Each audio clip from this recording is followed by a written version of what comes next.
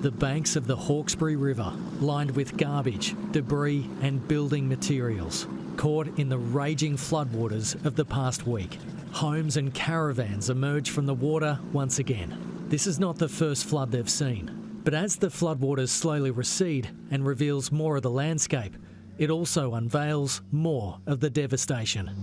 There's all sorts of garbage and debris in the trees, and it's a good indication of where the water level has actually gone up to in the past week.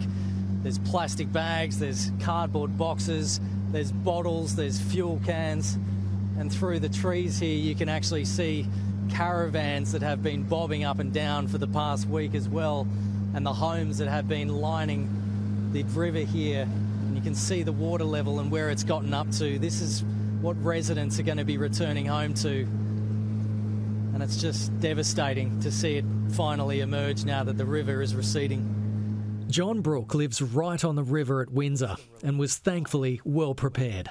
John, it seems like you managed to get everything up from the lower levels just in time. Yeah, we did on Sunday. The family come over and give us a hand after a big bucks weekend that we had, and all the boys and their family and friends helped us on Sunday, which was really, really good. Did you have enough notice? Like, did you know that it was coming and so you were able to get everything? Yeah, we sort of did because of a lot of the predictions. I think they predicted the worst case scenario. John, we're down in your basement now. Obviously, water was all the way through here.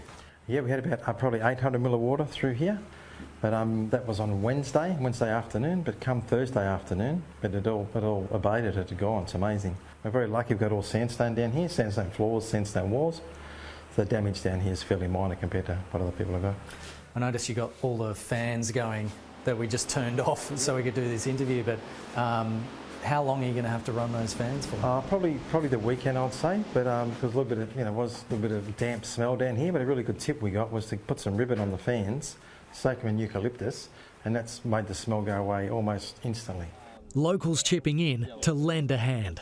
I personally have been in the water, saved 11 horses on Monday, and then we've been maintaining those horses ever since and just organising supplies for other people. What impact has this had on the region? Oh, it's devastating. Absolutely shocked the region. I mean, when we started raining the other night, a few friends and I came out here, for example, and then all of a sudden we're just watching the waters rise, and on the way back to Londonderry and near Penrith in Sydney there, it absolutely took over a couple of roads, Bennett Road, Carrington Road, and before you knew it, it was just people were screaming, houses going underwater, cars flooding, water circling with batteries. You didn't know who was where. SES were going crazy, RFS, everyone was going nuts. It was just insane.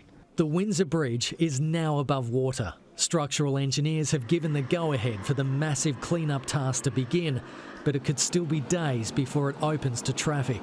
The focus for the SES right now is to get critical supplies to people isolated and to help residents return to their homes in Wilberforce and Freemans Reach by boat. Anyone that can't get to the stores to get supplies, to get the medical assistance they need, to get their medications and things like that.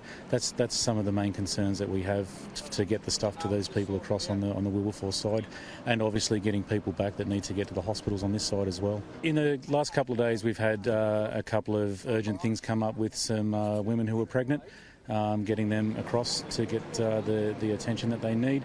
With no significant rain on the forecast, the river here is expected to fall to the minor flood level by the end of the weekend. But for these residents, the painful clean-up is only just beginning. Kenny Heatley, Sky News.